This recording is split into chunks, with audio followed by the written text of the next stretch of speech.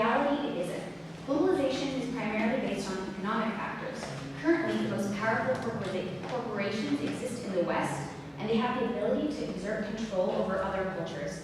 It's not an equal playing field, and these corporations have unlimited resources to use to impose their agenda. Secondly, economic conditions force people to adopt to Western culture in order to survive and make money in today's world. Thirdly, Western corporations destroy local businesses through competition, making only one choice available on the market. I'd like to end with a quote said by the United Nations Secretary General Kofi Annan. It has been said that arguing against globalization is like arguing against the laws of gravity, in that it is inevitable. Thank you, my team. We will now go to member team, and you have 2 minutes to make your opening statement. Go. Dear judge, dear opponents, dear audience, this House strongly believes that globalization does not impose Western culture over the rest of the world. Let me start first by defining what globalization is. According to Oxford Dictionary, it is the fact that different cultures and economic systems around the world are becoming connected and similar to each other because of large multilingual companies and fluid communication. I will tackle this notion from a cultural perspective first and foremost. Indeed, globalization has created an interdependency rather than a dependency, and it has allowed some cultures to thrive than wider, and this is mainly thanks to advances in technology. In fact, technology was used for restoration of and recuperation of some cultures that have been withering. It has rather promoted the conservation of cultures in a respectful and meaningful manner. Thank you. Thank you. We will now proceed to the debating area. So starting from now, we will have 20 minutes in which you will interact and exchange and present arguments, each team defending their side. Okay? So we will open the debate with a question from the pro team to the con team. Firstly, thank you very much for your introduction. Now I have to ask you this. Could you have got into your university if you didn't speak English? In our university, as English students, we needed to speak English, but there are other majors and other fields that we could do without speaking English. I'm talking about the English department. The English department, of course, if you didn't study English or Chinese, you need to learn how to speak Chinese. What field could you have done without speaking English or French?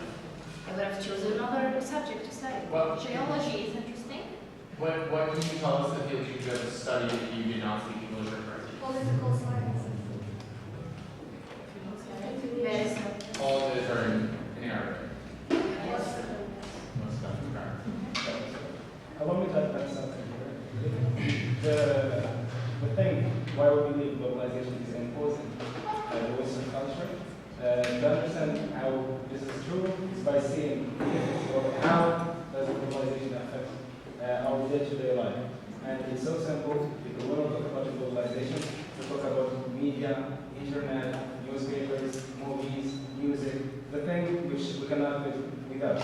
And whether we want it or not, consciously or subconsciously, we are every single day being conditioned to believe that this thing is true, that this thing is good, that this thing is bad, and that we should wear this suit and not that one. And I'm sure if you ask most of the people, especially the teenagers nowadays, why are you having this haircut? They will say, okay, because Ronaldo is doing so.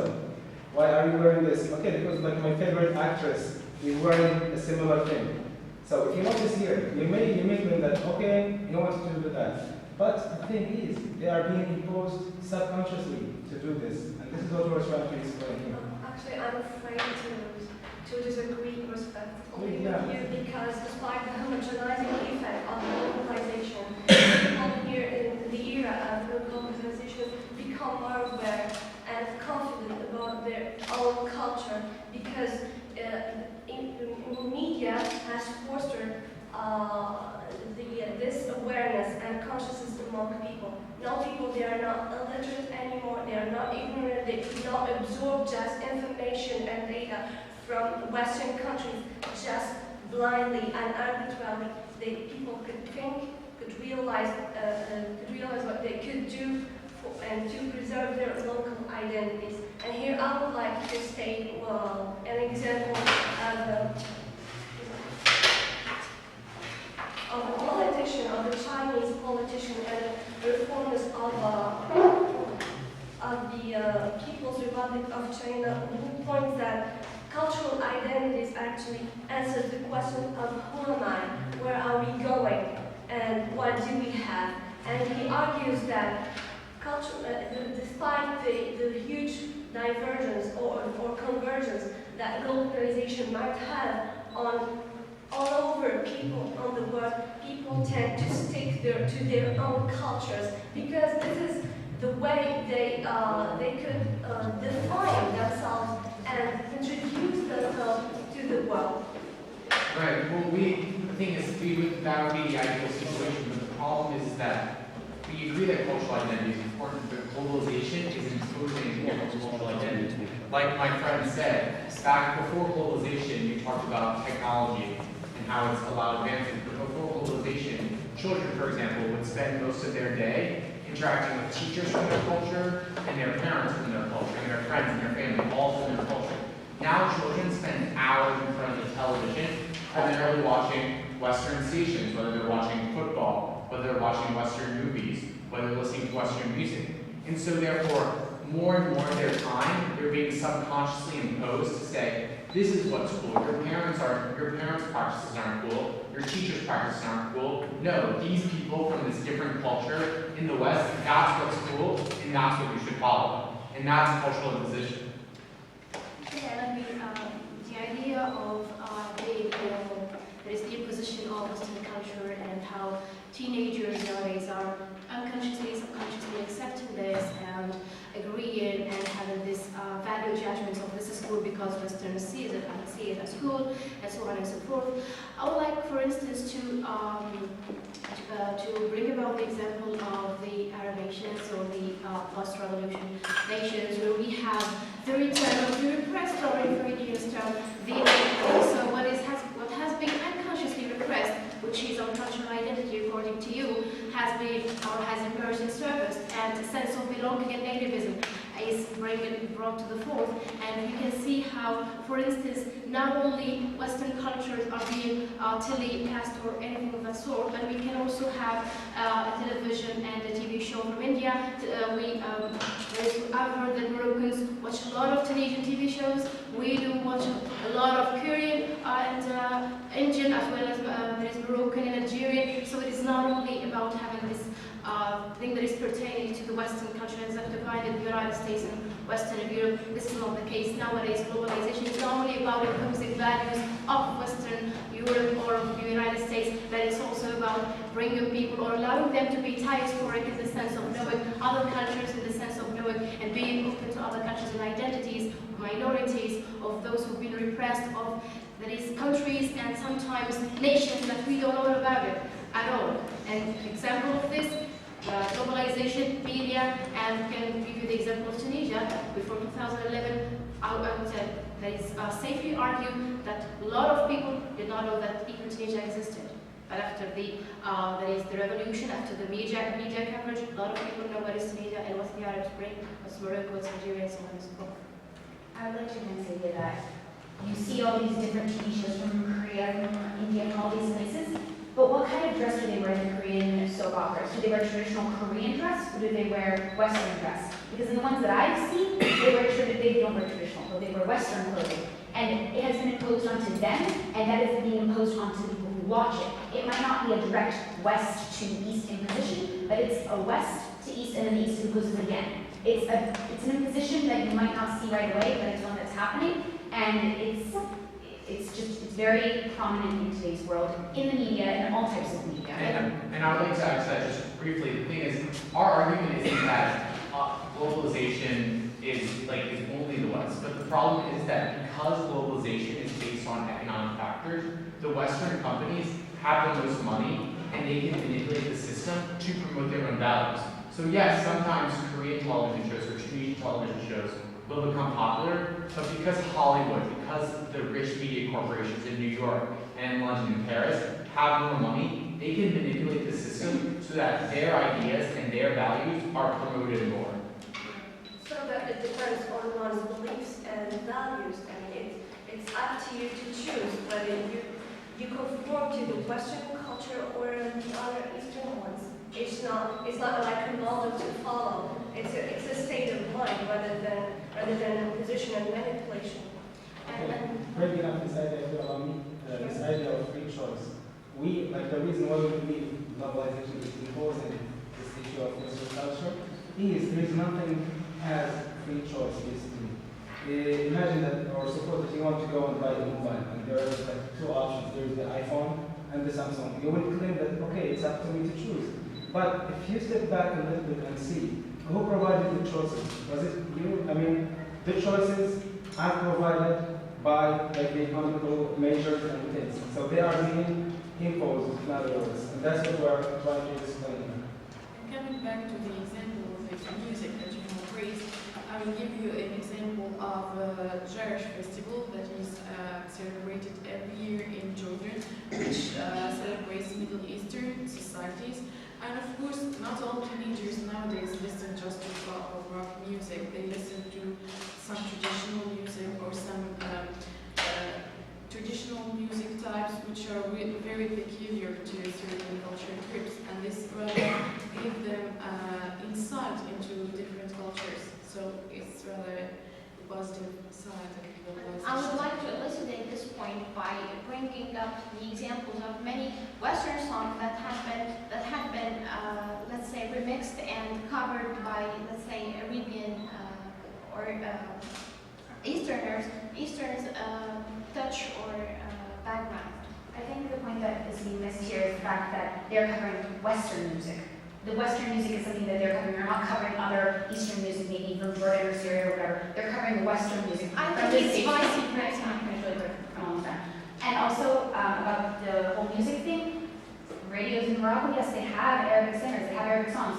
But if you listen to, I don't know, a very popular one, Hadda, they have a bunch of Western music. They have American music, they have Hispanic music, and that is all from the West, and that is predominantly what is being shown on the radio here. Well, let me tell you maybe an astonishing example. 2 years ago, I went to Serbia, and I was really amazed. Serbian people singing Egyptian songs, Amrodiyev. They know Amrodiyev. I don't know whether you know it or not. And they are actually getting the lyrics in typed in Western letters and learning the song by heart.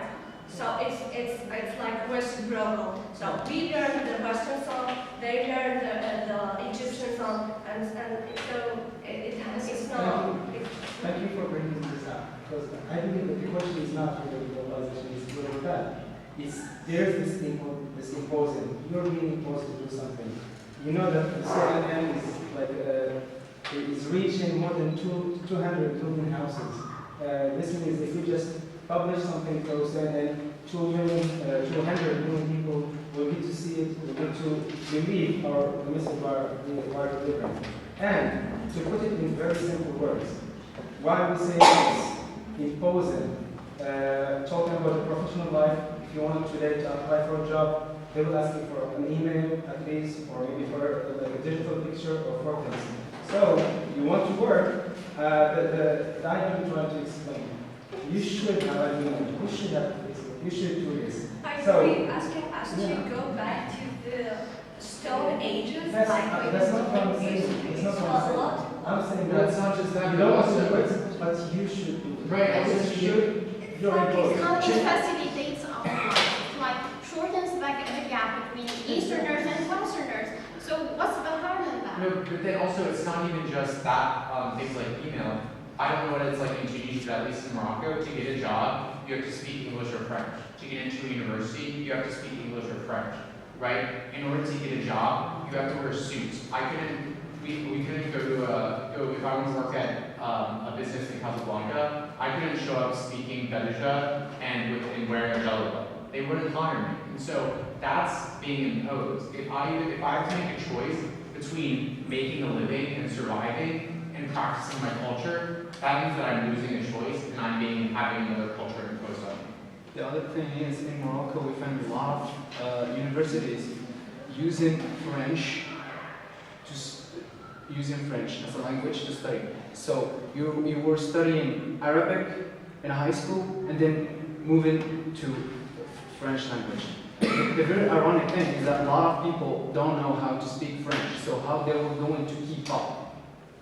Other thing is, the Western culture imposes the universities to use French in colleges and universities, not only in Morocco, but a lot of places in Africa. Speaking of which, it's not the Western culture that imposes, that is, for instance, Moroccan or Tunisian or Algerian universities to use English. It's rather the policies, it's rather because we are ex-colonies of a given X and Y country. So it's not Western culture, it is a recess and a vestige of colonization.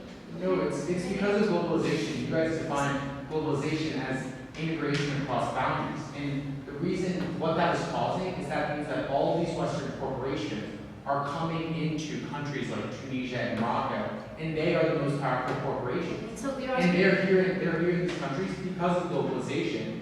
And now that forces people who want jobs, they need to learn these languages. And so that's exactly because of globalization. If we had 100 years ago, before globalization, there weren't Western corporations in every single country in the world. And so people could make a living and could survive using their own culture and speaking their own native language. Actually, we could not reform or alter history.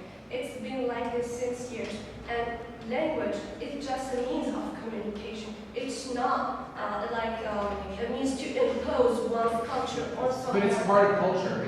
Language is culture, and it's being imposed. It's just a means to facilitate. But it's culture. It's part of the culture.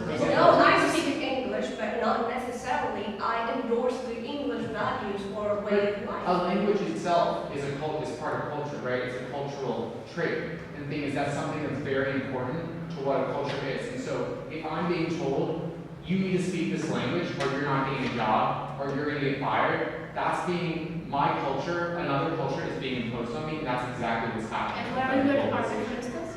What? Why are you learning Arabic, for instance? I'm learning Arabic because I thought it'd be a fun thing to do. Yeah, we learned English since the age of 10 because we thought that it would be fun Right. to do. Not because we knew that we were studying. I can get into any university in the United States without speaking any language. But you can be in Arab countries without speaking Arabic as well. No, that's not true. In Morocco, you cannot learn things like business and law I'm speaking about without studying. speaking French. I'm talking about studying.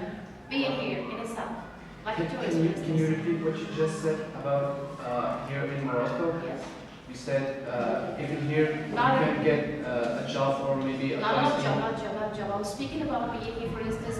You wouldn't have, sometimes learning the Arabic language would facilitate communication with locals. No, he said that in the United States he can get in all college he wants without speaking Arabic, and then you said.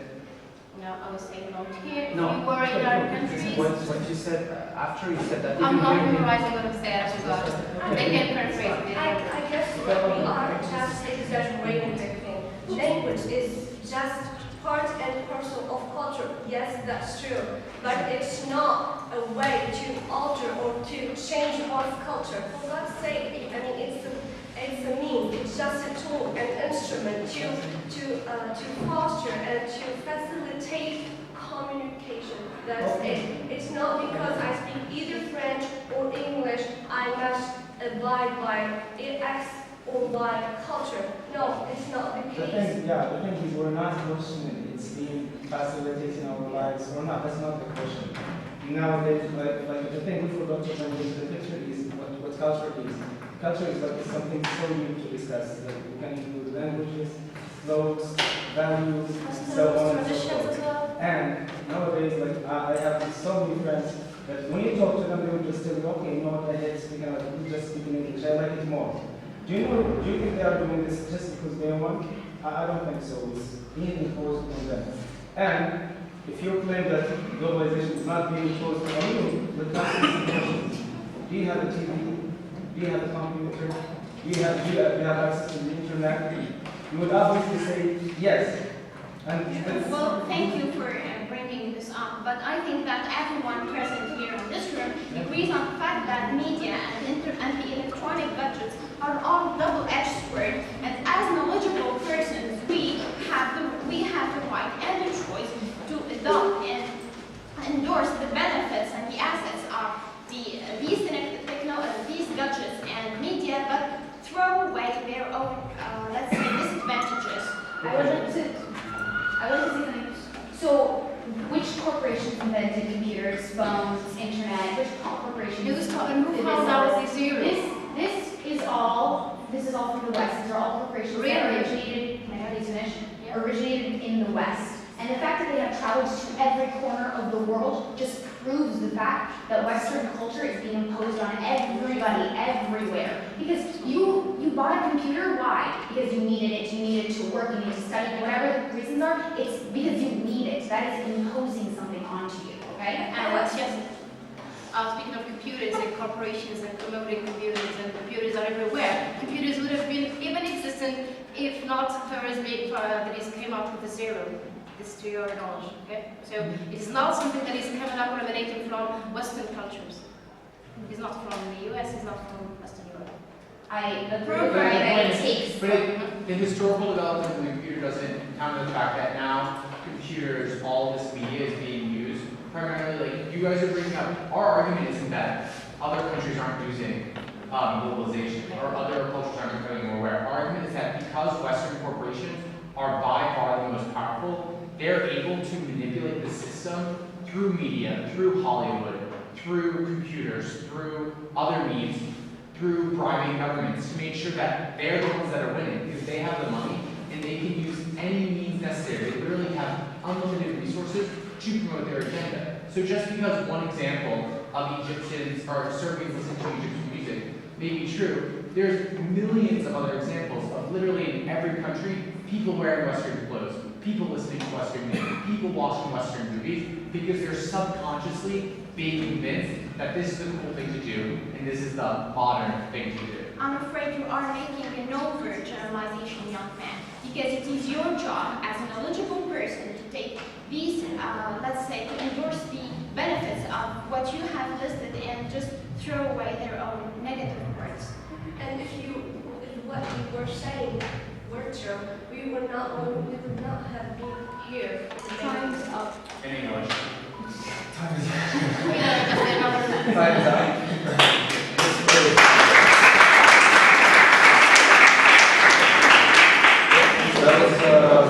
That was quite the exchange. You will now have 3 minutes, okay, each to prepare your closing statements. Okay?